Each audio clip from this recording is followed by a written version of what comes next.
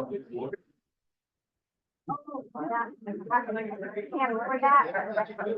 no, not that.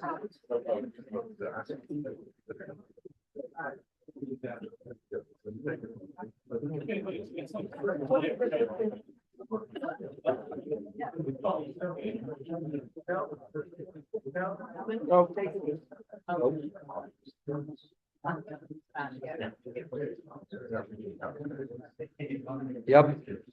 Nope. Nope, we got it this time. Okay.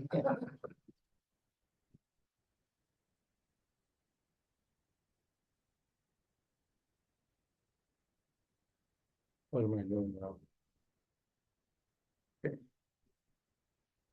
Well, good afternoon, and pleased to see so many of you brave this cold and blustery winter weather that we're having in Sanibel, hopefully for not more than one day or two at most, like that. But we're very pleased to see you all. This is, of course, our first Cody conversation of 2026. I'm Bill Millar. I am the current president of Cody, which is better known as or also known as the Committee of the Islands. And I'm very pleased to welcome you all today. It always amazes me how many of you are able to walk by the food without taking the cookies, but they'll still be there afterward, I think, in case you need one. Now, before I start, we need to inform you that we are recording this session. So I hope there's no objection to that, but that's what we're doing. And in a few days, it should be available on a link that will be available on the Cody website, which is hard to remember, cody.org. So pretty tough one, but that's where it should be on there. For those of you who are not familiar with Cody, we are the committee that strives to keep Sanibel. We started in 1974 by the same residents who fought for and succeeded in making Sanibel a self-governing city, with the overarching purpose of preventing development from overwhelming our island and to allow Sanibel to remain a barrier island sanctuary where we live in harmony with wildlife and nature. Now, Cody is a membership organization, and our work is funded entirely by member dues. So if you're not yet a Cody member, or if somehow your Cody membership is inadvertently lapsed, we would invite you to become a Cody member. You can find out more about Cody on our website, cody.org. That's also where you can apply for membership. Or when you leave, in the back of the room, right behind the food table, is a posting of a QR code. And they tell me if you take your phone and put it near there and know how to operate a QR code, it'll take you directly to a link that will allow you to join Cody today. So we'd love to have you join us and would appreciate it very much. Now, a little fact you may not have or may have slipped your mind. Yesterday, Benjamin Franklin would have been 325 years old. And yeah, he gets a, and I know that because yesterday was my birthday and I'm not quite that old, but anyhow. And now it was Benjamin Franklin who in 1789 reminded us, quote, "In this world, nothing can be certain except death and taxes." Now today we'll be discussing one of those certainties, taxes. More specifically, Florida local property taxes, a perennial topic of favor and concern. Proposals are pending at the moment in the Florida House of Representatives that if they were enacted, they would make changes in who pays how much in taxes and for what. If any changes are agreed to by the legislators and the governor, they would likely come before Florida voters for our consideration. As such, it seems to me it's incumbent upon each of us to learn as much as we can about the issues involved before we may have to vote on them. Cody will be following these issues closely and may at some point take a formal position on all or some of the proposals that may come out. Thus, we're sponsoring this forum today as our kickoff in our education process to learn more today. Now, we are fortunate to have the leader of one of the many groups that will be very active in Tallahassee this legislative session while the legislature wrestles with this issue. She is the president of the Florida League of Cities, but you and I know her as Holly Smith, our vice mayor.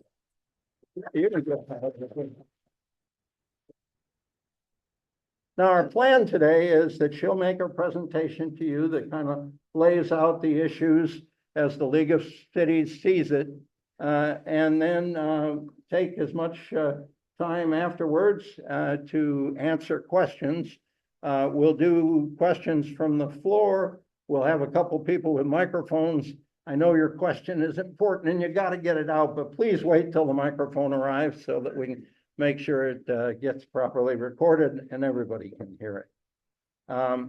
So let me give a formal introduction to Holly. If you pay even this much attention to civic affairs in Sanibel, you know Holly.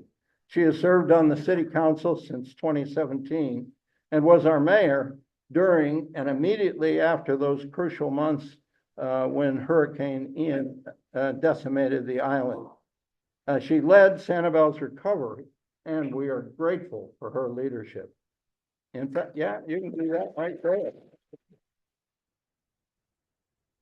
And in fact, while again, we know her for her local leadership, again, she was involved in statewide activities, supporting a number of things that were important to municipalities. And for her work, the Florida League of Cities awarded her something known as the E. Harris Drew Municipal Official Lifetime Achievement Award. Now, Holly tells me what's unique about her getting this award is they're normally given to dead people. So, and as you know, and you'll learn, she's not dead. So but that is quite an honor, and we thank her for all her work.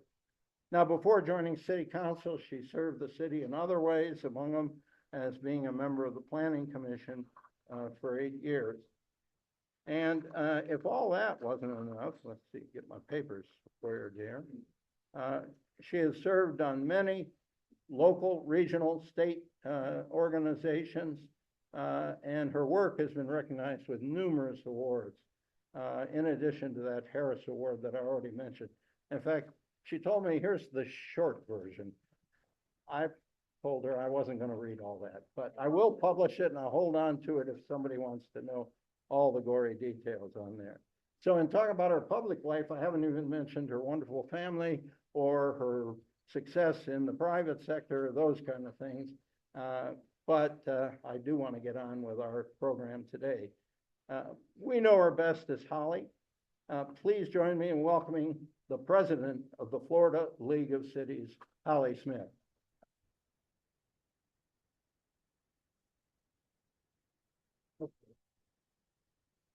I am testing. Okay, I'm going to use that. There you go. I appreciate it. Would you like that mic?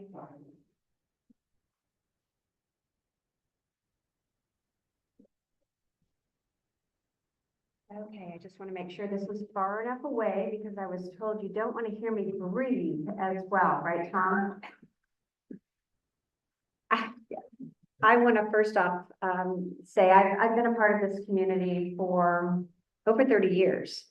And either from working as a real estate appraiser, which has also been very interesting as we look at this topic from the appraisal point of view, to volunteering for the nonprofits, to raising my children out here, to being on the planning commission, and being able to really be able to serve you, which is such an honor. But the most important position that I hold, besides being a mother and wife to my 2 boys and a grandmother to our little boy Archer, our grandson, and Jason and I have been together for 41 years. I'm a Sanibelian first. So basically everything that I do, everything that I have accomplished is because of what you all allowed me to do and helped me to do by leading through Sanibel and with Sanibel. So my loyalty is here at home to all of you. But today I am speaking on behalf of the entire state of Florida, all 411 cities, towns, and villages. So when I speak on that behalf, understand that I'll be talking a little bit about Sanibel and what that means. But when we do something, we always look to the greater good. What is going to be the greater good for all of Sanibel as we wade through here, this topic? And when I look out to all of you, I guess we've had about 200 that have registered, which is actually no surprise to me that we would have that many in this audience, because we are a community that is so engaged and wants to be so educated on the things that come before us, whether it's at the local level, at the county level, at the state level, or the federal level. I will tell you, we're not only a model around the world because we are Sanibel, but we are also a model around the state for the engagement. I know many communities wish that they would have the type of engagement that we see here today. And I know Cody has been steadfast in making sure that they understand the issues, that they educate on the issues, so you can make the best decisions on what goes forward. And I'm going to tell you that I have been already to Tallahassee initially when they had the first committee meetings before session. And my takeaway in being there then is that it's as confusing to them as it is to us. So I'm glad to say that, because it is not an easy task that is ahead of any of them or any of us as we go forward on this process. And I think that's really important, and we'd like to make sure that the confusion continues, because then we know that it's going to take a lot longer and a lot better study to know what we are doing and the whys. And I want to emphasize that what we're doing today is working to educate you. I don't know what's going to come forward, neither do you. We are in week 2, going into week 2 of the legislative session. I know at the end of the legislative session last year, Governor DeSantis says, you know what, let's get rid of taxes.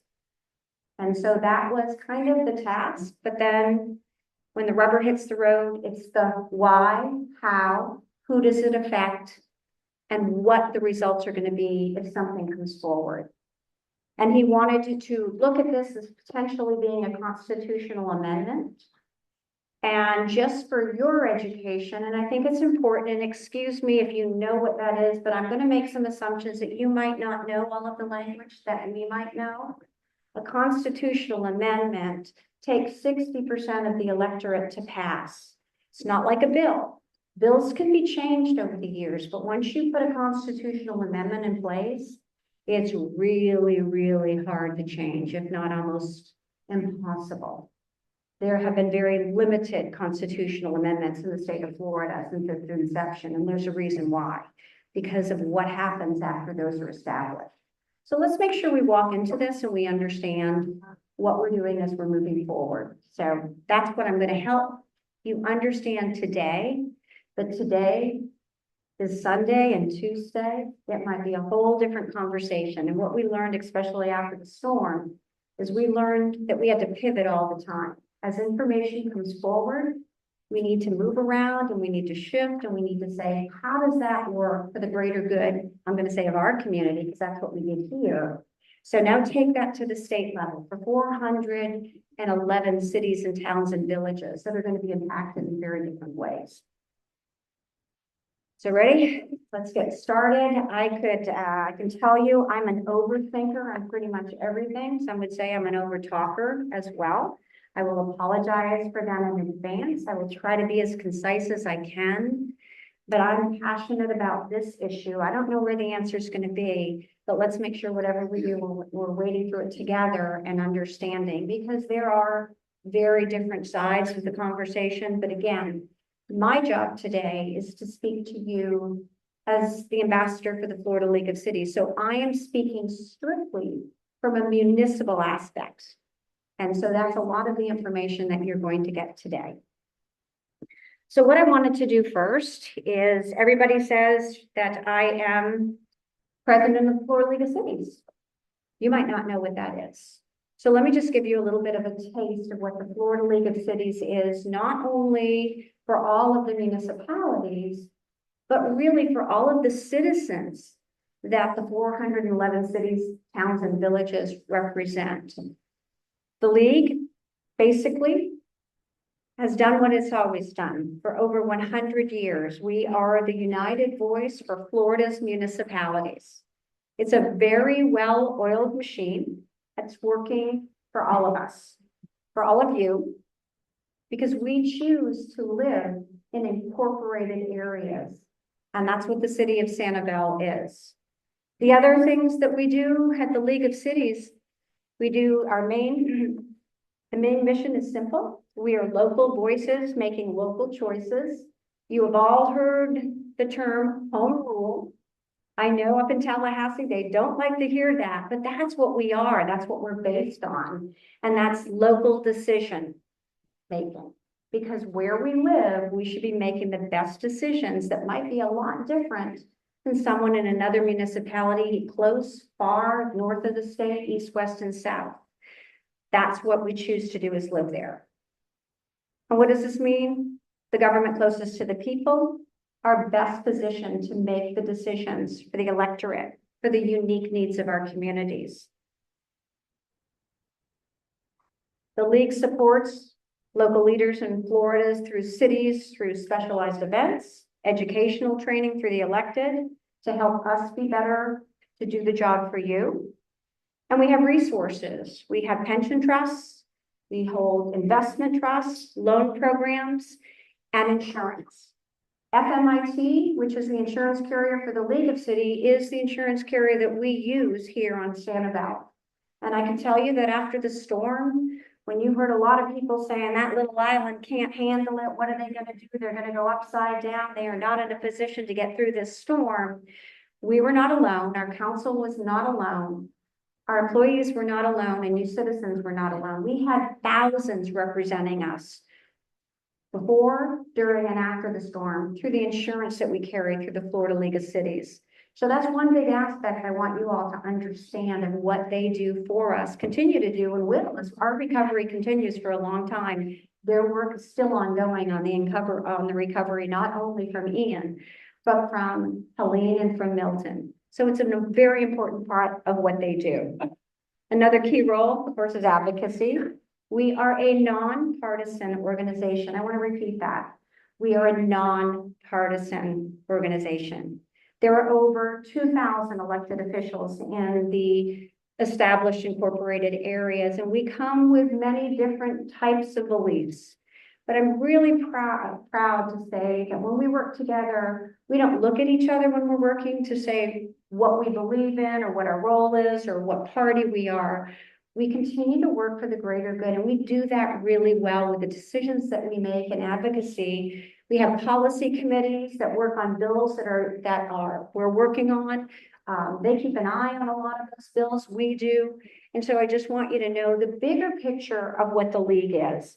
And as you all may know, advocacy certainly has become in my blood. I'm very proud of the work that I do on advocacy. Our council members also step up and are working with the Florida League of Cities, because the more everybody participates, the more we can help serve you with the type of things that are going on, not only in Tallahassee. It's not just the state bills, but it's also federal action. So we are very active at the federal level, as well as we're looking at things that affect us locally in that avenue.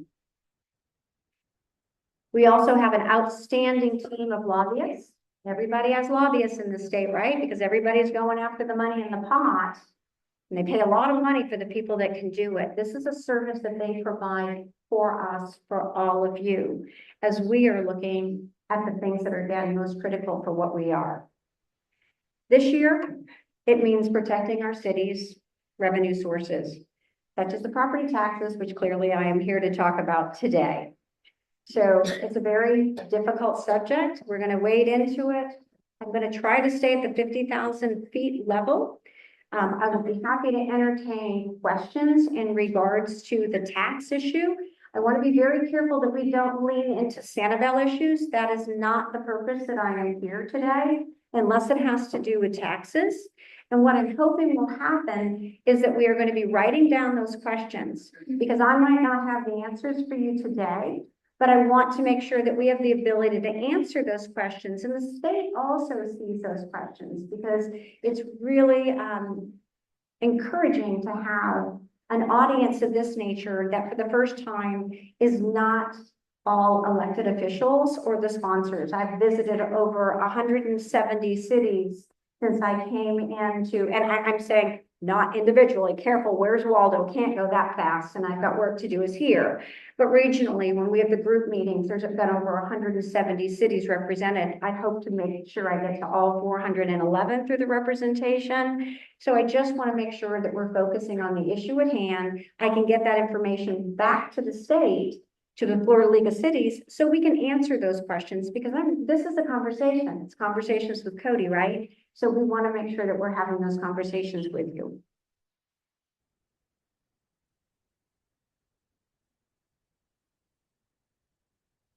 Strong communities. That's our goal. We want to keep our communities strong.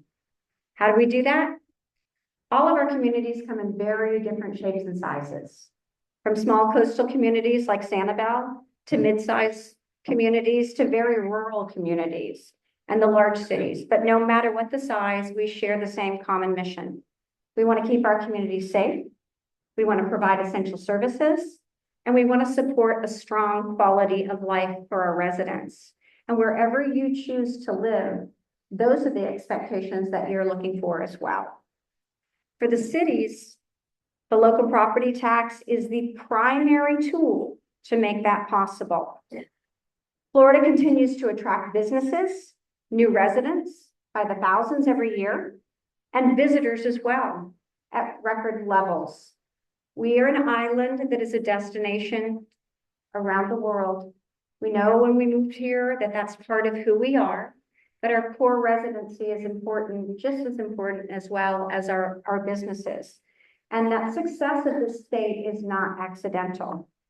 Florida continues to attract businesses, new residences, and we will continue to show that the proven formula rooted is low taxes, more limited government, and cost-efficient local services.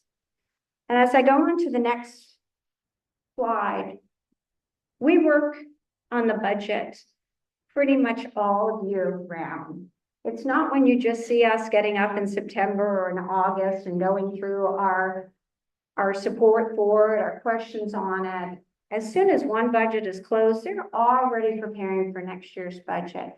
And before I go on, I did want to recognize we do have Mayor Miller in the room here, and I just want to say hello and thank you for being here. And he is such an amazing asset on the financial end for our council. Everybody has kind of these special tasks and strengths. And I do want to commend Mayor Miller for the strength that he has in looking at our budget at a very deep level. It's not easy. When I first came on council and had my first year or two as budget, I can tell you I'm a businesswoman. And if I had to run my business the way I had to follow, government, it's really hard and it is really complex and there's a lot to learn. But we ask the right questions and we make sure that when we are looking at this budget every single year, that we are being fiscally responsible for you, the citizens. And I take great pride in what we do with the city of Sanibel. We held on to a very low millage rate for many years. We only increased that millage rate after the storm. There might have been a little pushback from the citizens, but the council, and I think most of the community understood that as we were in recovery, we were going to have to not only have some additional funds needed, and again, we only went back to the millage rate from when Charlie hit. Think of all of the other factors that have increased since then, the cost of goods, the cost of services, the cost of doing business. You in this room know better than anybody else, the Sanibel factor. Any of you had to recover from Ian, when you got those bids from contractors, it was a whole different number than you got if you lived in other parts of the county. And that's the same with the goods and services that we provide through our budget. So it's an important aspect to understand what our budget process is and that we don't take it lightly. And we are always looking for ways to be as responsible as we can for all of your dollars. This approach that we have at the state level right now has kept Florida affordable, functional, and attractive. So we would say, why would we upend a formula that is currently working? You all have, if you are homesteaded properties, you all have your homestead exemption. You may have more than that. I think there are 28 exemptions currently that are available to homeowners in the state of Florida. When I look at that, and I look at you only get a 3%, have a 3% cap, and it's affordable. So if you've moved around in this county for many years, you've had a great benefit. That's really a super exemption. I did talk to the CFO, Blaze, in a dinner that I had one evening, and I asked if they were going to get rid of the homestead exemption or the 3% or the Save Our Homes. And he said, you know, at that point, and again, things could pivot, no, there's no appetite to do that. Then if we have that and additional benefits on top of that, then we are starting to look at some of the revenue reductions that we do need to run our cities on. Eliminating or reducing the homestead property tax would create an immediate, and I believe, and I think most do in municipal government, a severe hole in city budgets. Our common ground. We all want what's best for Florida. Raise your hand if you love paying taxes. I didn't think anybody. I'm keeping my hand down. Nobody wants to pay taxes, but why do we do it? I don't like paying for them. You don't like paying for them. And our residents, all of you, and our businesses, we'd love to see them go away, but what does that mean? Here's a question. If we eliminate them altogether or significantly reduce them, how do we pay for the things that Floridians expect every single day? Because whether you live on Sanibel, Miami, Ocala, Orlando, or a town of 2,000, or there are some towns that have less than 100, people want the same basics, streets. They want safe streets, clean water, open parks, good roads, utilities, and infrastructure that works. They want it when you flip the switch. That's what people in Florida know and love and depend upon. And we're pretty lucky to live here in Sanibel. We have a different benefit. It's expensive to live here. But we understand what we have come to live here for and the services that we come to expect every day. We've seen that. Certainly, I will always refer back to the storm. We need you to do this. We need you, this all costs money. And with any sort of a tax reduction, we have to look at where those cuts can be. What are you willing to give up? Remember, we're still going to be looking at our budget, as everybody should, absolutely every year. But we need to think about what those cuts might be for all of us. I support meaningful tax relief, but it has to be designed so it doesn't unintentionally pull the plug from under us on services that we count on, especially while communities like us are still rebuilding. And I do recall that after the storm, we were given some tax relief. We did not have, some people were given zero taxes. And because their properties were demolished, the governor did look at that, the county did look at that. But I can tell you, for us to continue to do the work as a municipality, when those were zeroed out, you found out that you had to have your hand out. We like taking care of ourselves, don't we? It's hard to go around with your hand out. We always look for grants. We'll continue to look for grants, and we do a good job that offsets any of your impact as well. So we'll continue to do that, but we have to be careful of what it means. Why do cities matter? Think about this. Cities are the only chosen form of government in Florida. Half of our state's population live in cities because they want this higher level of service. We chose Sanibel. We chose Fort Myers. We chose wherever you live. And we again chose those with the expectation of services. What could this mean? It could mean in any given jurisdiction, more police shifts, faster response times when someone dials 911, stronger code enforcement, and real planning and zoning. Those are important items to consider. Cities where the quality of life gets built day in and day out. It's what keeps our communities' character, and it's what we continue to ask for when we choose to live where we do. In Sanibel, a significant portion of our property tax dollar goes directly towards police. Fire is a separate district, so we know that that's a special taxing district outside of the city of Sanibel.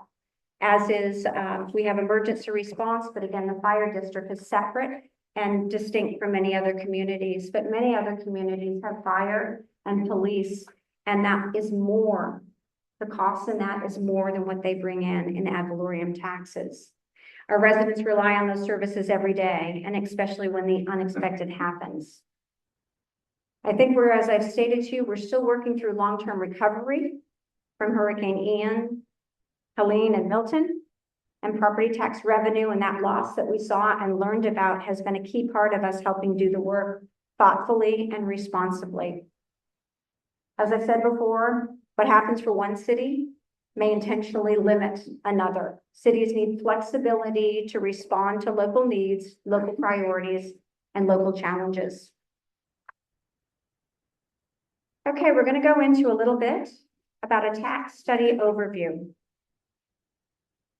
And I will tell you that a lot of this information that I'm about to give you is on our Florida League of Cities website. This study is on the Florida League of Cities website. I encourage you, and I know Cody will likely put this out in a separate email to all of you. It's important for you to understand. As you may recall, last year, Senator Martin put a bill in for a tax study to discuss just this issue. Put it in for $1 million, and that study was vetoed. So what did the league do? We do what we do. We said if it is not being done at the state level, then we are going to take this on ourselves. We understood the importance of an unbiased third-party study to ask the question of the what ifs. And again, there is a link on our website for you to go through and to read this study. The study revealed, and we're going statewide on this, that the full elimination of homestead properties in the property tax would be approximately a 38% reduction in the property tax, the ad valorem revenue, and roughly a 14% drop in the general fund revenue statewide. Because property taxes are the single most important, stable, locally controlled revenue source for cities, that kind of shock would cut to the core services, police, fire, public works, parks, infrastructure, unless there's a replacement revenue stream. And we've been discussing this at the state level since this conversation has come out. If you are going to be reducing our ability for these ad valorem taxes, then how are we going to recover from those? How are we going to bring back those revenue streams? To keep those services whole, the study's modeling shows the millage rate could possibly need to double statewide from around 4.67% to 8.93%, which underscores the scale of the impact. And I want to continue to underscore this is statewide. This shift could potentially be onto the businesses and the renters. Sanibel has always enjoyed a lower millage rate, as I said earlier, only raising it after the hurricane.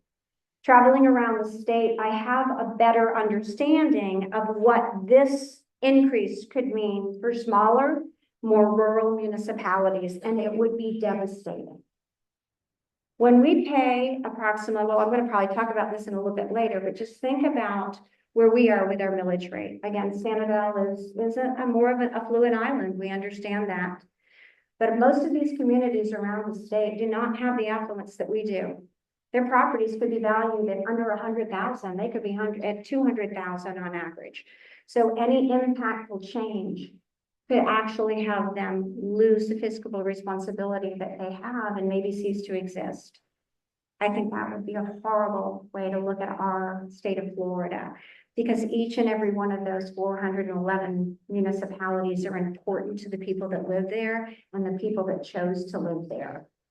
And even if the governor was looking at a significant amount of money to set aside to help those rural communities, what does that mean for the other communities, not just the affluent, but for the other ones that are also going to be losing no matter what? And I think that's a fair question to ask, if that is the direction, because when somebody wins, somebody is going to lose here.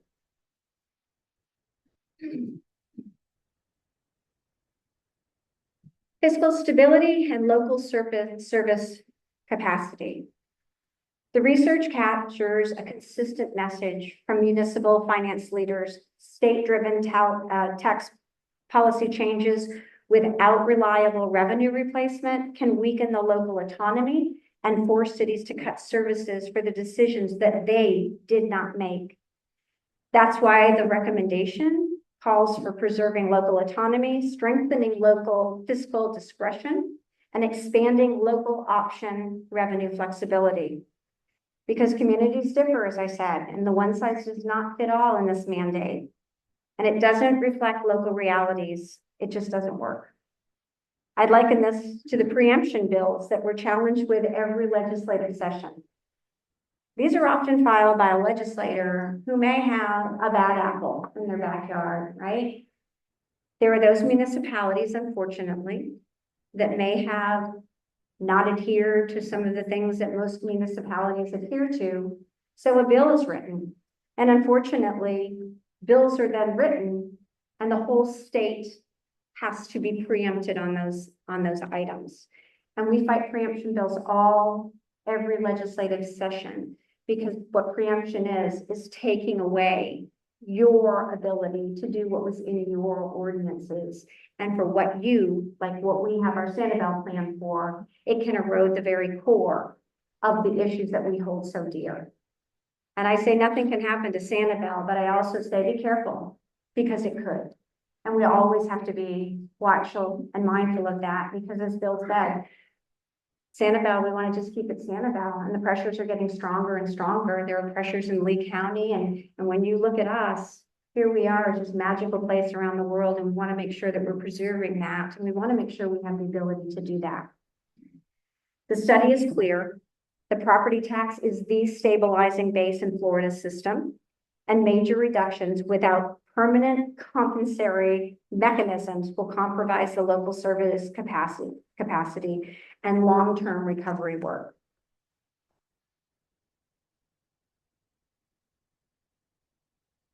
Policy considerations. The report further explains that Florida already relies on sales tax and property taxes, and because the state has no personal income tax, property tax is the stabilizing leg that helps offset the volatility of consumption-based revenue. Sales tax revenues can swing sharply with the economy, and it's shifting that replacement onto sales taxes, increasing the fiscal instability right where residents need the services most.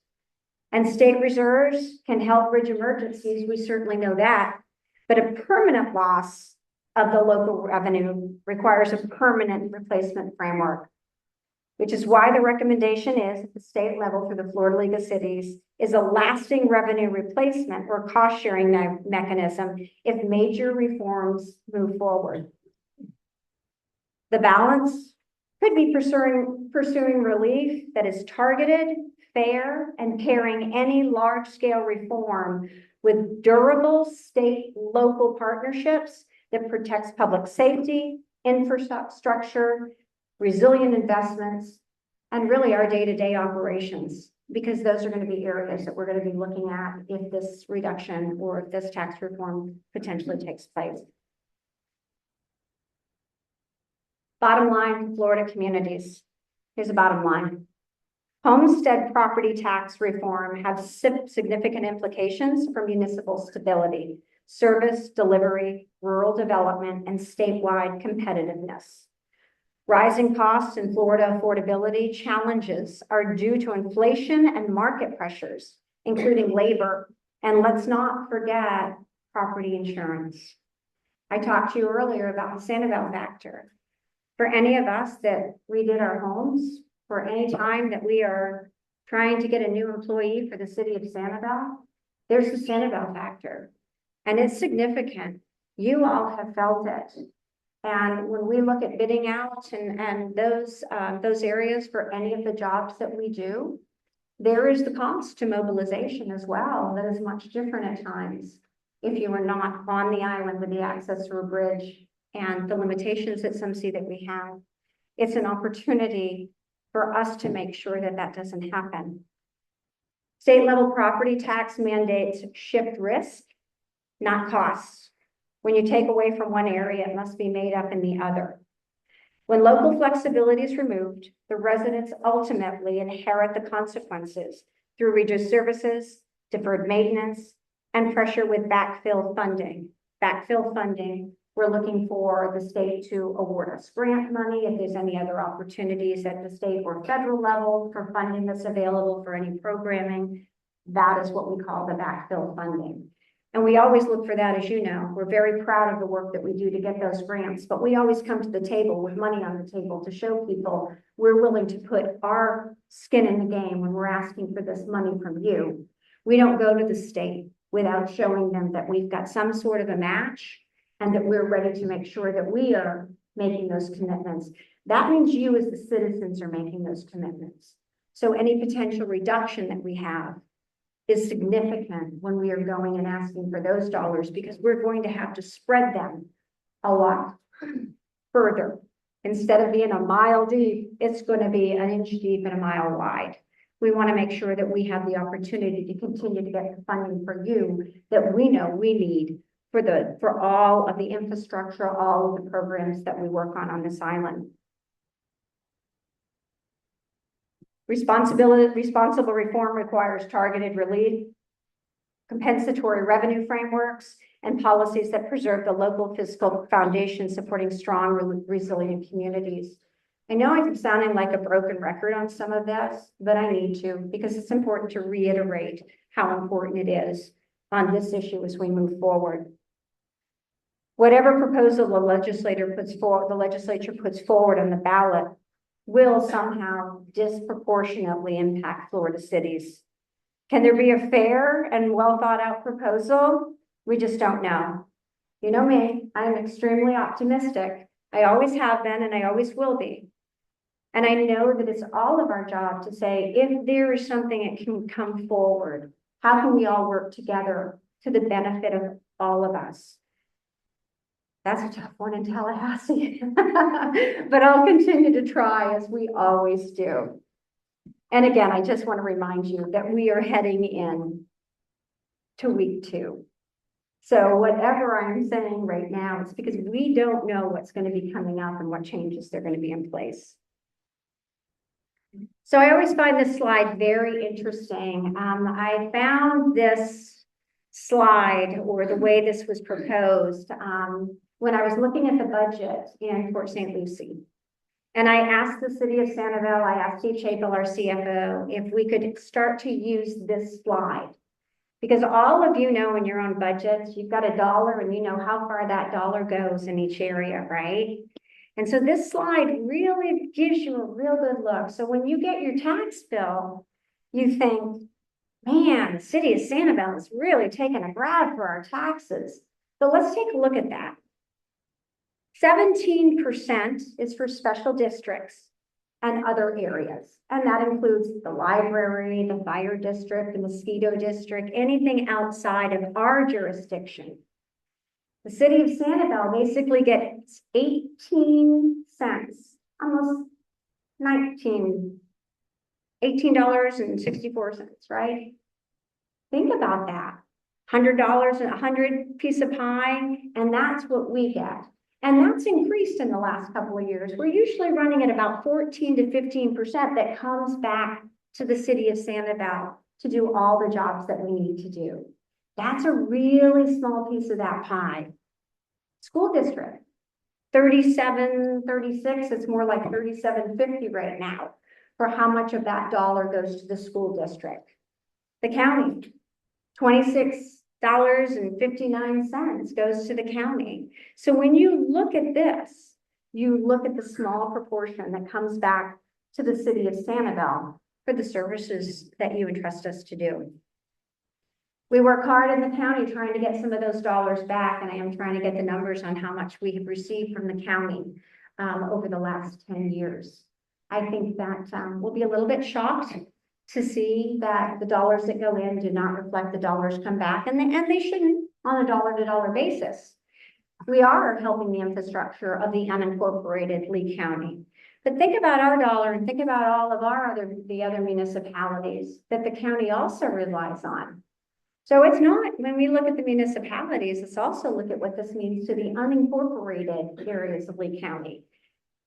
It means a lot, because that money is going to be lessened, because that, whatever the number is going to be lessened by the amount that we can take in. So it's an important factor for not only us to consider, and I know the county is looking at that in every special district or any other revenue take or in the state of Florida is also looking at how they're going to be affected if this takes place. I really like to show this slide because it does show how the money is distributed. The visual shows how municipalities receive only a portion of the revenue that we receive. And that is based on a single-family residential property in our municipality. And again, when you also have your exemptions that are in place, whether it's to save our homes or any other the 28 or 29 exemptions, your bill is going to be a lot different than somebody that is, think about a new homeowner or a young family that's trying to build a home. It's cost prohibitive because they don't have those benefits that we have. I did want to show you just a little bit of a difference with the comparison with the city of Fort Myers. So they have about 3% in special districts, 39% comes back to their municipality, 32% school, and 25%. It's a little bit consistent with what goes back to the county.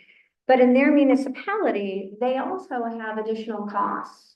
Both their police and fire are under their municipal costs. So that's a pretty significant chunk. So again, you're seeing it's not a one size fits all, and not every city has the same services. And that's why I included the city of Fort Myers, just to bring a local flavor. It's going to impact everybody differently, and that has to be considered. Public safety. It's a big topic. I can tell you the conversations that I've heard right now, besides the school tax not being included in this, is also they're looking for the exemption for the police and potentially the fire. So I think that's a good thing. But I also hope that everyone who does have police and fire, make sure that they come back and help us with the bottom line as well. We will fight for them, and we hope they'll fight for us as well as we consider any potential changes. Just because you're protected doesn't mean it's not going to affect you somehow. So we want to make sure that we have a unified voice across the state along all the parameters of the workforce. So this graph illustrates the ad valorem revenue that's available to fund public safety, such as law enforcement and fire. And I don't want to go too high level on this. I will provide, you will be able to get this PowerPoint. And I also want to make sure that I don't delve into areas that when you ask me questions that I'm not qualified to speak to. I had asked that we had the opportunity to have our CFO here today, but unfortunately there was a loss in the family this week. And he was planning on being here, but sends his regrets. But any questions that you might have in regards to a deeper dive, I will make sure that those are answered. I also included the Fort Myers public safety. And you'll see within the city of Fort Myers that their law enforcement and control expenditures are more than the property tax revenue that they receive. That's pretty consistent around the state. For fire and for police, they need to put out a lot more than those taxes currently can bring in. And we understand the importance of the first responders and making sure that those responses are able to be resolved for all of our municipalities. In the study we discussed shows in most cases, cities already spend more, as I said, in the public safety than they collect, meaning property tax reductions create structural gaps even before you consider parks, roads, stormwater, and any infrastructure.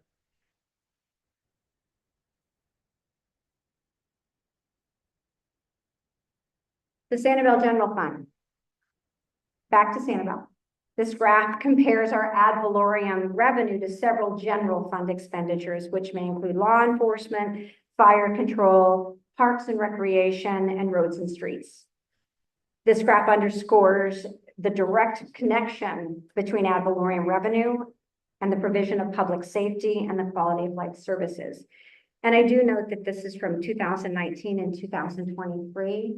What we were trying to do is make sure we had a little instability after 2022. So it would be kind of difficult to make those apples to apples. This is showing kind of a consistent revenue sources and the way that we broke them down without any of the unforeseen circumstances that we ran into after 9/28/22. So there was a reason for those dates. And if there's newer information that you need and require, I will certainly make sure that I get that available to you for you all to take a look at and make sure that you understand in real-time data as well. I've included the City of Fort Myers General Fund. You can take a look at that at your leisure. I won't go into any depth on that. It just basically shows what I've said. General fund expenditures often exceed, and they also provide the fire control, which accounts for even more with the police than their general fund expenditures for the core services. And as I told you, as league president, I've traveled around the state extensively, and each city customizes their expenditures to their unique needs. We're all different. And again, that's all about local decision-making and the reason that we choose to live in the places that we live. Okay, let's talk about exemptions. One person's exemptions is another person's tax increase. So where you take away in one direction, you gotta find a gap for the other. I'm gonna go back to, we always wanna look at our budgets and make sure that there are any reductions that we can take, that we're taking those. And again, I'm very proud of the work that the city of Sanibel does on that. I can tell you when we have our budget meetings, we might get 4 or 5 people in there. So maybe I just need to have Cody call a conversation with Cody whenever we have one of those meetings, because I think we probably would have this many people. And it's important that you understand what we are doing with your dollars. And we want you to be part of the process. You are part of the process. This is your budget. The important thing to note that especially on Sanibel, which is mostly non-homesteaded community, that 6 of the 7 current proposals, and at the end of this presentation, I will go over them. It's going to glass your eyes over, and I will produce. I have a handout that I'll make sure that Cody gets, so you can get that inserted. Again, it's going to change in a minute. I promise you that, depending on what happens in Tallahassee. 6 of the 7 of these proposals only focus on homesteaded exemption. So as a mainly non-homesteaded community, Sanibel fits differently than most cities across the state. So I want to touch on that. We are about 38% homesteaded, and that means the remainder are non-homesteaded. So when you think about, oh, tax reduction, we're all going to get a tax break. What they're looking at right now is specifically to homesteaded properties. So what happens for the other part of that pie? We get to enjoy, like I said earlier, we get to enjoy our Save Our Homes. We get to enjoy the portability and 3% valuation cap. That's already, as I said, it's a super exemption. So let's look at the full exemption for homestead. Like I said, it sounds great. Let's look at the shift. That means that potential sales increase or increases are going to be to non-homesteaded properties. What does that mean? Second homes, investment, and commercial. They have to, or potentially will be making up this difference. So let's look at the rest of the pie on this island. Let's look at the restaurants that you go to that have to pay rents to their owners. Those have to be increased. The rents for those owners, from the owners, have to be increased because we're trying to fill gaps around the state to cover this tax difference. That's going to be a hardship. These retail properties have to pay higher rents. That's going to be a hardship. So I always want to make sure that people understand that when you're taking from something, taking away, or thinking you're giving to someone, there's the unintended consequence that's going to have to land someplace else. And I think that's a lot of the confusion that's going on right now. And as I said at the start, let's hope that confusion continues so we can maybe look at this from a very different way and say, if we want to do a tax reform, let's look at it holistically. Let's look at it broad-based around the state, not take a minute to do it, but take a long time to do it to make sure that we're doing the right thing for everyone within the state of Florida. There's just so much to consider here. It forces our cities to either cut taxes or raise the millage rate and cut our services. And this means non-homesteaded properties like businesses potentially could be hit higher with tax bills. And every non-homesteaded property on this island could feel that effect as well. And let's remember, many of those that are investor properties, those are businesses as well. One person's tax cut is another person's tax increased. Let's look at lost revenue. The league's property tax revealed that eliminating the property tax would have on average about a 29 to a 38% reduction in property taxes ad valorem revenue. And roughly, as I said earlier, drop 15% the general fund. Now that's statewide. In the city of Sanibel, the numbers are here. 4.3 to 5.6 million in lost revenue, depending on what the ultimate decision was by the people in the state of Florida if this goes forward. That's a lot of money. That's a lot of services. So I will hope that we all consider that as we're looking at it. I know as we look at our budgets every year, we take it very seriously. So we would have to find what services that you all don't want to see us perform anymore, that you have chosen for your quality of life to live and love on this island. Be here. While this may initially seem attractive from the perspective of a property owner benefiting from the homestead exemption, it could be crippling to cities and require budget cuts, again, to the critical services and long-range services. I speak here for 411 municipalities. Sanibel has a different benefit. When we were putting together this PowerPoint, they said, Sanibel's a little bit different animal. And I said, I realize that, but it's about the greater good for the entire state of Florida. And I'm going to tell the story of each municipality that asked me to speak on what is their story. Somebody else, that could be well over their entire budget. So just think about the impacts statewide. Legislative session. Property taxes, as we know, is front and center everywhere.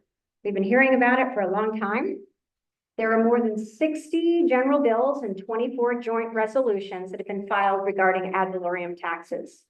This past week alone, property taxes remain at the top area of focus in this session, as several bills could significantly limit the municipality's ability to generate local revenue. I do want to give me just a moment while I look, because I did a brief search to make sure I could cover what those are. And then we will be wrapping up shortly. The key House bills and joint resolutions. And I'm going to read through these again. I'll provide everything to Cody, but I know people might ask, well, what are they? So here they are. House Joint Resolution 201. A constitutional amendment eliminating all non-school ad valorem property taxes on homestead properties. The status is now moving through House Ways and Means Committee. HJR 203 phases out non-school homesteaded property taxes over approximately 10 years. It's filed under House Committee consideration. HJR 205 eliminates non-school property taxes for homeowners age 65 and older. I'm getting close. Status, it is advancing through the State Affairs Committee. HJR 207 increases the homestead exemption of 25% of the assessed value for non-school taxes. That is proposed. It has not moved yet. HJ 209 provides an additional $100,000 homestead exemption for insured primary residents. Again, those are the homesteaded residences. There are municipalities throughout the state of Florida, but their valuation is not $150,000. You add this $100,000 on there, and think of those small rural municipalities that their small budgets depend on that small amount of taxes. Again, what is the greater good for the entire state of Florida? HJR 211 removes the cap on portability of the Save Our Homes tax benefit when moving homes. It has passed initial House committees. HJR 213 caps the annual assessment growth of 3% for homesteaded and 15% for non-homesteaded. That has not had any movement at all. I have not heard any discussion of any appetite to have any sort of proposal for non-homesteaded properties in the state of Florida at this time. HB 215 requires a supermajority voter approval to increase local property tax millage rates. That is also proposed. So those are what's headed now. Nothing has closed through the House, and it has to close through the House before it gets to Senate, and then it has to get to the governor's desk. And what I do know, as I said in the beginning, and I'll say gently, there's a lot of confusion between the House and the Senate and the governor's office on the direction that any of this may go to. Will it happen by the end of session? You know, that's in the beginning of March. It's very doubtful. So there's also already a consideration of, are we going to have a special session after our session ends to have this discussion? Did I already lose my clicker?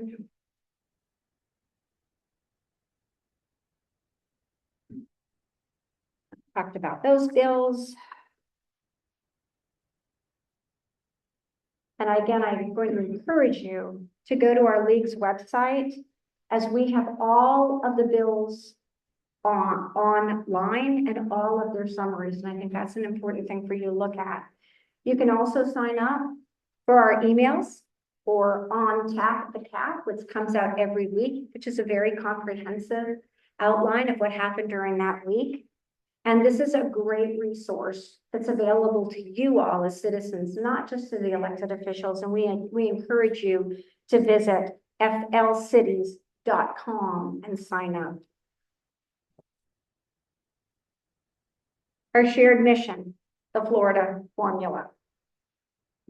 Again, we're going to get back where we started. Nobody likes taxes, but everybody likes safe neighborhoods, clean water, and a strong Florida economy. Property taxes fund those core safety infrastructure, including police, fire, emergency roads, and facilities. And these services make us safe, insurable, and economically viable. At the end of the day, we are all the ambassadors for the state of Florida. We recruit businesses, we recruit families, and we recruit industry. Cities create the quality of life that makes people want to come here. Why wouldn't we be united in our mission instead of tearing ourselves apart from within? And we see a lot of that happening. And what I do love about Sanibel is as we are united front here. We take a lot of pride in discussing these things together, supporting each other, and making sure whatever moves forward is the best possible path forward. It's important that you let your state legislators know about all of the important services that property taxes provide. The Florida League of Cities has prepared a property tax website to educate residents and help communicate clearly with your community and legislators. If any of you have already looked on that QR code, put your phone up, click on your camera, open it up. I've looked at these extensively. It's got great information. I can't go through all of it, but I encourage you all to take your time and look at it, as well as look at the study that we had done for us for the Florida League. It includes this, and this Florida formula includes the key information on why property taxes work.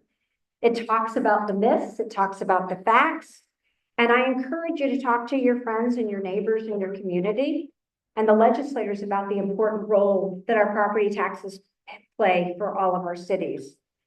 As a ballot measure, this is ultimately going to be up to you. You are the people. You will be making this decision. Let's just make sure that we arm ourselves with all of the right information to make the best decision for each of our municipalities and for you as well. And with that, I started by saying I am a Sanibelian first, although I'm very proud to stand up here as a president of the league. But I'm gonna be working to make sure that whatever works is gonna work for Sanibel. I love this state. This is my home.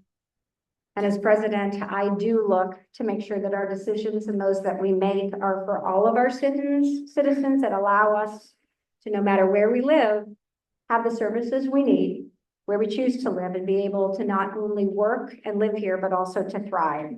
And this conversation is just the tip of the iceberg. It's where we start. There's going to be a lot of changes, and I'm looking forward to working with you. Looking forward to working with the state legislature and trying to find something that's solution-based if there is something that's out there. So I want to thank you for your time. And with that, I will pass to Bill and have any questions asked that I might be able to help.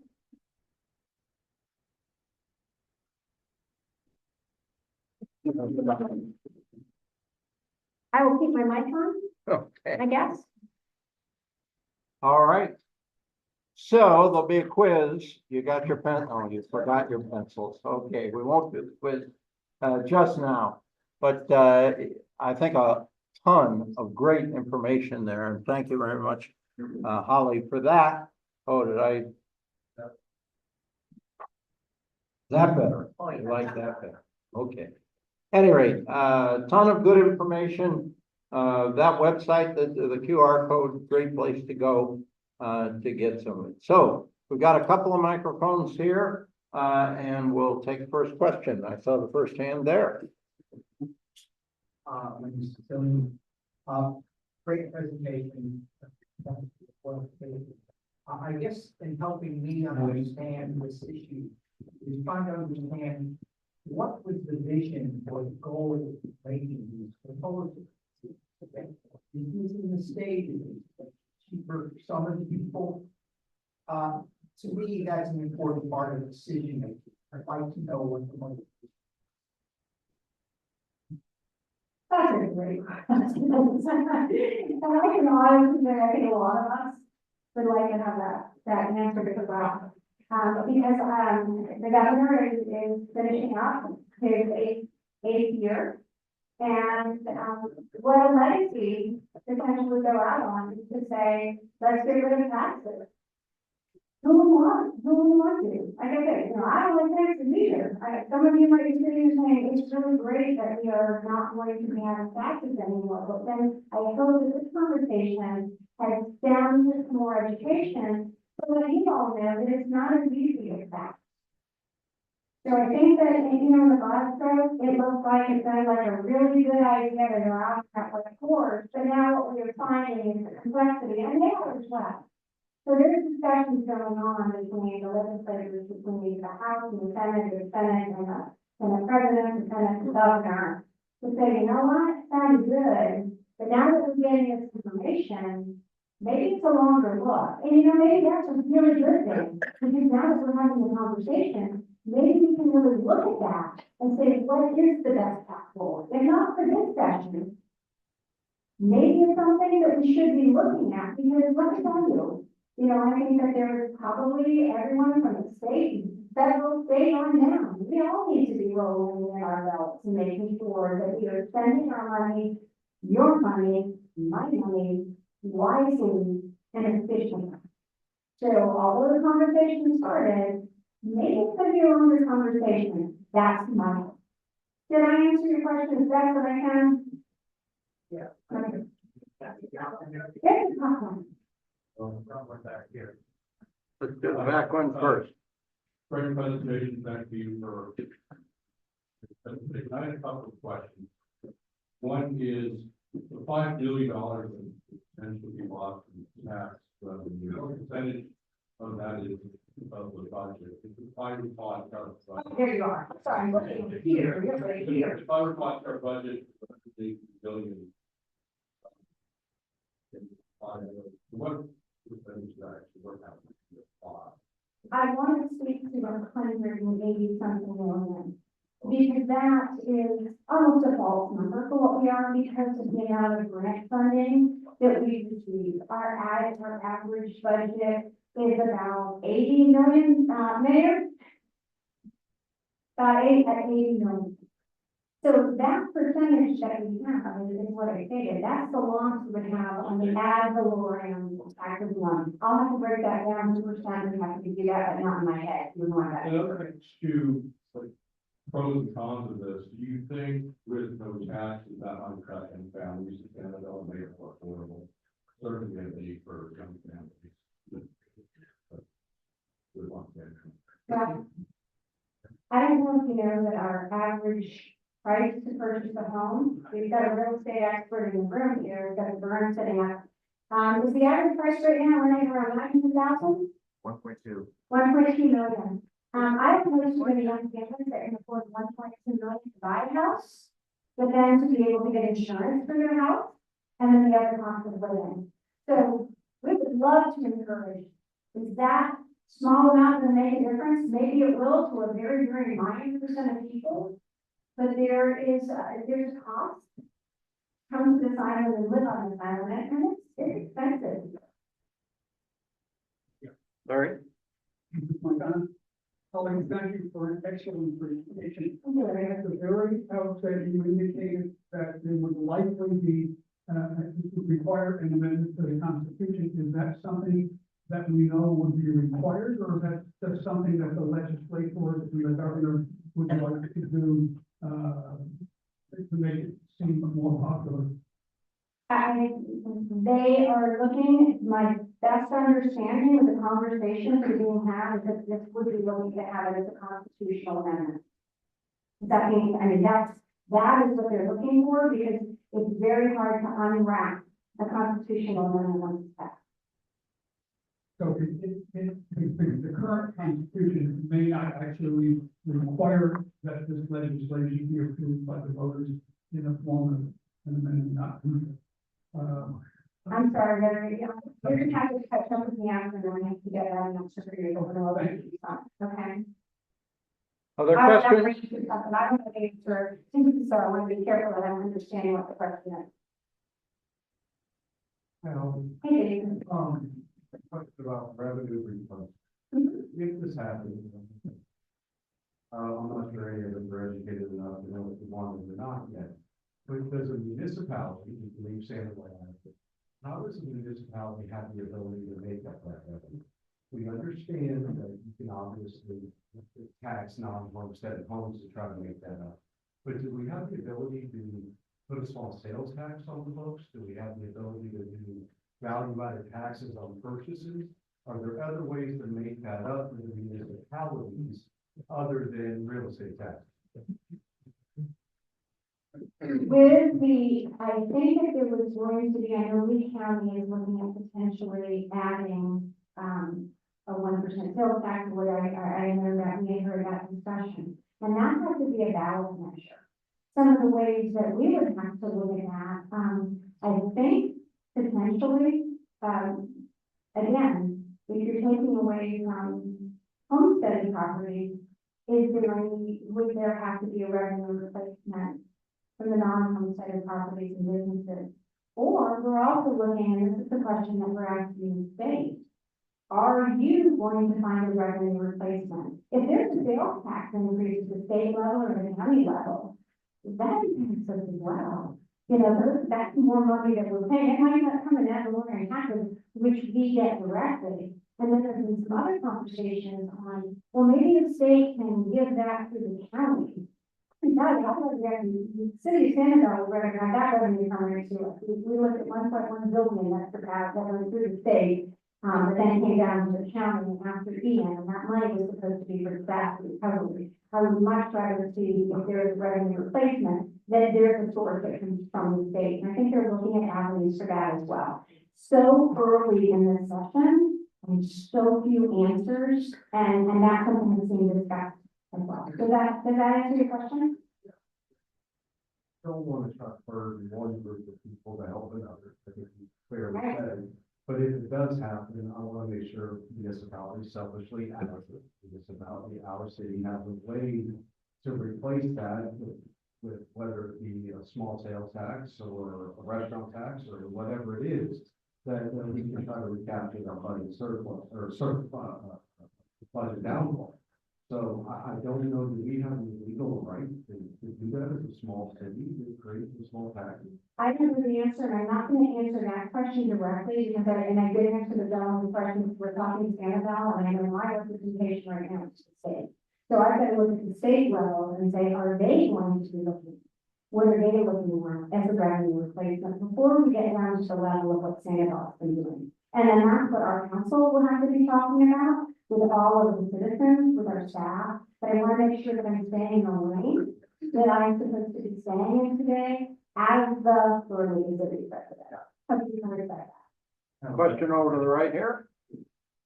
Hi, there I go. Hi, Karen Patty. And we choose to advocate for or against this, I guess I should say. Can you speak to the best timing and way to do so, please? Well, right now you're here. So we are giving you a lot of education tools that are so important for you to look at and educate, not just who's in this room, but your neighbors. That's my reason, and I'm so excited to be here at a non-elected event, that this is the citizens, and this is what I encourage everyone on the stage, talk to your citizens. So this is what you're doing right now. Now, for us as electeds, there's no bill, there's nothing yet. So we can advocate a little bit and educate. But once a bill is in place, we are not allowed to advocate. We can only educate. So let's make sure we get the education process rolling as you're here now. In front here. I'm gonna, Oh, you're ask a question first. So, you talked some about the possibility of revenue replacement and the idea of possibly that coming from the state. In my experience, the person who holds the dollars makes the decisions. And that if we were to move in that direction, it would be a really draconian erosion of home rule. Has the league looked at that potential scenario and sort of staked out a position around that concern? Absolutely. I think when I started this presentation, we advocate for home rule, local decision making. We don't want that taken away from any of the municipalities. So I agree with you. The second you get into somebody else giving you the funding, what does that mean? What does that look like from the time that you've got $100 there to maybe with whatever their costs are administrative, maybe you're not getting $100, maybe that's net. Maybe you're getting significantly less. That's why it's very important that we still have the ability and get the funding directly to us if there's any sort of a revenue replacement mechanism. And the state has done that previously. I can tell you after the hurricane, we did have revenue replacement, right? Because our values have significantly dropped. This is a whole different ballpark. So my goal is that, that maybe in the session, I never knew what I stepped up with to the president during this year, boy. My goal is that maybe, we're not having a conversation at the end of the session, but we're going to fight as we are. Okay, down in front here, please. Hi, everybody, Kathy Lanier. I did just a little bit of research, and one thing that kind of left off the page to me. Is that on? Yeah, I think if you speak right in. Right I don't need this, honestly, but, one thing that kind of left off the page to me was the realization that after the hurricane, of course, all of Lee County lost its tourism, its tolls, all of those things that weren't up and running after the hurricane, and certainly the tourism. And, property taxes were the main contribution to fill that gap. And so I worry about things like, what if we go through something like that again? And I guess my question to you, Holly, is the league willing to fight against this, other than trying to make it fit in a peg fit into a round hole? We are. I mean, it is our main topic. Now, let's remember, there are 1,700 bills, 500 written and presented last week. So we've got to look over.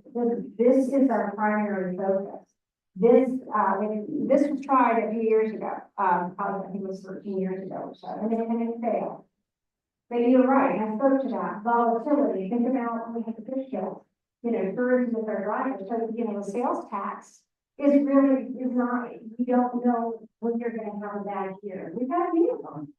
So it's really hard to kind of look at that and say, okay, you can fill it with that. But we're absolutely, I'm here today, we're trying to educate you on the stable and reliant source that we have right now that we work with. Over to the left there, right to you guys, I guess. Hi, Holly. Hi. Thanks so much for a great presentation. You're welcome. It's really useful. And thank you for your advocacy on this topic. You talked about there's a homestead focus on this. I printed out my tax bill. And I was remembering that there were a lot of line items there. What I'm trying to understand, I understand the city of Sanibel line item. But to what extent does this affect Lee County? Do we lose mosquito control district? Does it affect fire district? Our voted bonds that we have for the rec center and those kind of things. So I'm trying to understand which of these line items does this affect? All of them. As I mentioned, they're looking for a carve out for police. They are potentially, I've spoken, with some of the fire leaders around the state, they're looking for a potential carve out in that area. So there's a school protection as well. But basically, think about the water management district, think about that. Okay, water quality is who we are. All of these avenues have a potential concern, and it should have. Let's do the back here first. Hold it up, please, Jeff. One thing I have questioned in the beginning is, where did this come from? Did anybody get any reason why they wanted to build it? The big of it. More is that, that there's the sand that's one of the dumpster and what, there's got to be some, where this came from, and then how can it come from someplace and then not give it the solution? There is an internet. So Joe, you don't have that answer. As I indicated to you, this is at the end of last session. We saw it come out and everybody else said, well, get rid of homestead, you own your property, why should you pay rent? Those were the conversations that we may have. Here we are. So it just takes an idea and then that snowball. Let's just hope is because there is so much confusion and we're finding it's harder to come up to a one size fits all. It's much more confusing than anyone ever thought. I headed to Tallahassee tomorrow to be, in the Senate and House hearing. And when I was at the House hearing, pre-session, I just sat there and watched all of their faces and they're like, well, this doesn't make sense. We didn't think about this. We didn't think about that. And so that's where we are today. We are where we are. Anybody can put out a bill, anybody can put out thought and legislature and then ride with it. We got it from the top and this is what we're facing. So we're working on it. Come down the front now. I'm coming to the front. I received an email from another organization watching this, the same issue that spoke about in lieu of property taxes, the state would reserve the right to impose an assessment, which would be uncapped. Do you know anything about that? I do not. I'd love for you to send me that email and I can give you, my card. Cause I want to see what you know. Because there's two sides of every coin, right? I want to make sure that we understand that we're getting the information by everyone. So if you can send me that, I don't know anything about it. In the back, please. Hi. So in December, I got two bills from Tallahassee. One was for my driver's license and one was for my car registration. And that came as somewhat of a shock to me that they were coming there rather than through the Lee County tax collector. I'm not going And so I'm wondering, if this decision's already been done, is that what we're facing here? That Governor DeSantis or whoever has something in mind, he can write his own bills, which is kind of. It won't be that easy to get, if it goes to a constitutional amendment, that's the votership. He has said he wants to see something on the ballot. So this would be for the citizens, the residents of the state of Florida. I can't answer anything regarding our relations. I really haven't, I'm sorry. You talk about it's hard to overturn a constitutional amendment. Is that just because, in your opinion, it's because of the 60% that are required to do that? Once it passes, it's real hard to come back and re-legislate that and put another bill in your. You gotta have 60% approval to begin with, so I don't see why the 60% would be. Bills are different, bills can come back, and then they can change the bills, but a constitutional amendment historically that they found, once you put something like that in effect, it's very difficult to come through and change it. But it's like, You might think of it this way, sir. If 60% voted for it, 40 voted against it. Now you gotta get that 40 built up to over 60 to get it changed. So it's generally, in most circumstances, a very tough hill to climb, unless the populace at large can see the error in their ways. I would put it that way. Okay, we've got somebody down front, I think.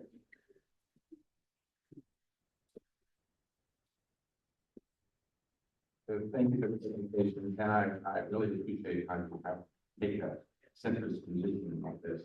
But as I'm sitting here, it's hard for me to be optimistic. It's all about this. I think Santa Claus loses in anything that takes part of our revenue out of our hands if it's someone else. So I can't. I agree. And then I think people are asking why this happened. I have no proof of this, but I believe this has to do with DeSantis wanting to run for president. And the Republican Party loves, after justice, and so that would be one of the criteria for it. So I'm just disillusioned by the whole thing, frankly, but I don't think it's good for us for today, and I think it's got a political motivation. Well, I think with the presentation that I gave today, we can see how the league feels about it. We are working very diligently. All right, time's beginning to go. Exactly. Let's make these our last two questions. I'm sure Holly's willing to stand around a little bit longer, but I appreciate everyone who came today.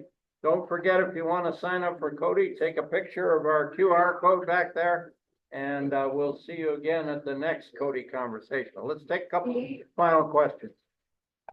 Good evening, Holly. I thank you for your informative and insightful presentation, Madam Chair for our League of Cities.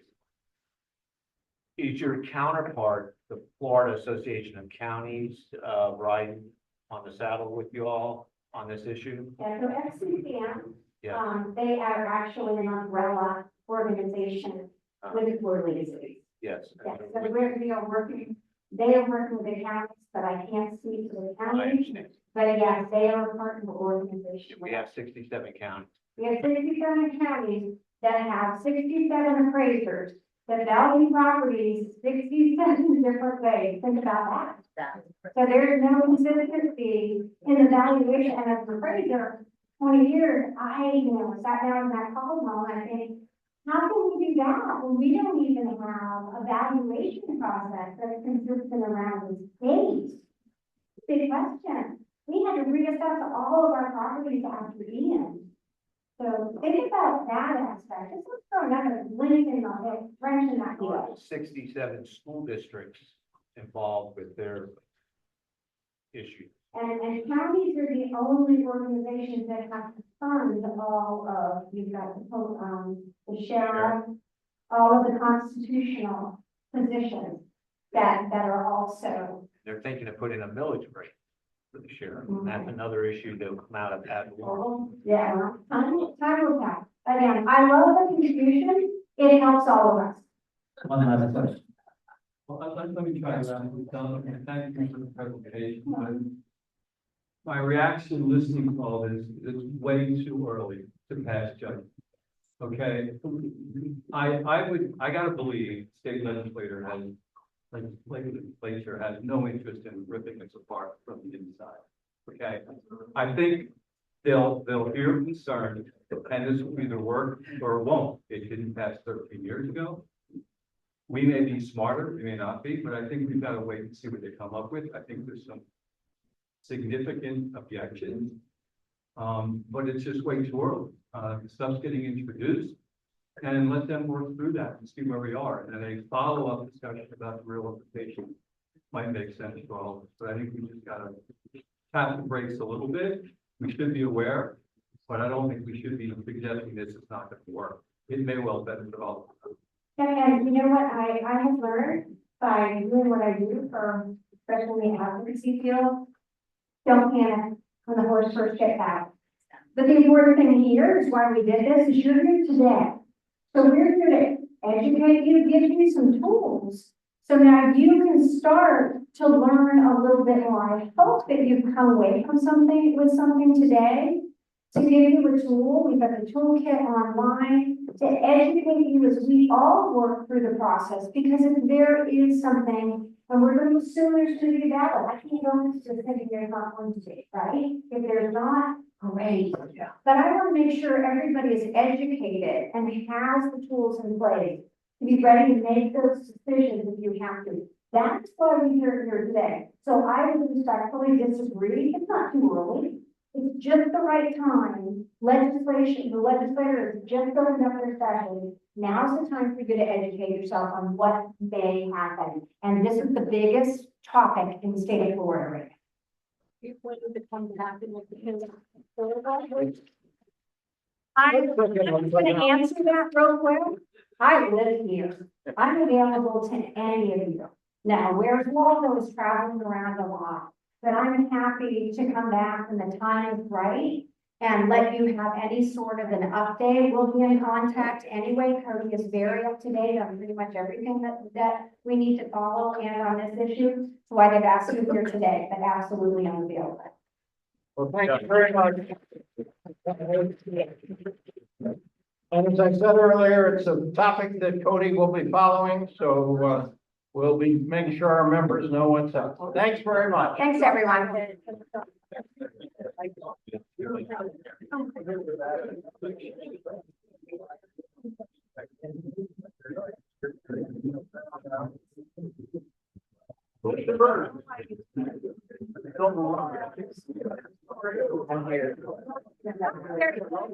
We might be set up.